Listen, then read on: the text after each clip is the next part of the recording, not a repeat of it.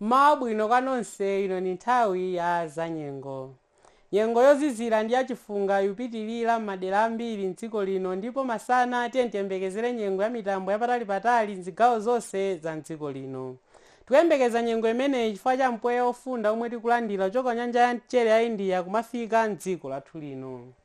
Mawa uno kuzizira m'madera ambiri monga ku Lilongwe, kudeza komanso kuntchewu ndi madigiri 10, 11 ku Mzuzu, 15 ku Kasungu koma 14 ku Blantyre ndipo ku Monkibe komanso ku Nsanje kuzizira momverera ndi madigiri okwana 18.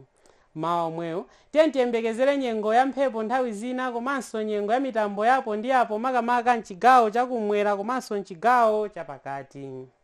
Ndipo masana kufunda m'madera ambiri monga ku Mzuzu, ku Lilongwe komanso ku Blantyre koma mphepete mwa nyanja mutentha ndi madigiri 30 ku Kalonga, 29 ku Mangochi komanso ku Salima koma kwa Ngabu ndi ku Nsanje kuzitentha ndi madigiri okwana 31. Masana omwewa tiyembekezere nyengo ya dzuwa m'madera ochepa m'chigawo chakumwera ndipo mitambo yapo ndi yapo ioneka m'maderaso ochepa. Chigawo chapakati tiyembekezere nyengo ya mphepo nthawi zina komanso ya mitambo chimozimozinso m'chigawo chakumpoto. Za nyengo zomwezi mlali ndine Alex German, khala nodziwa dziwani za nyengo.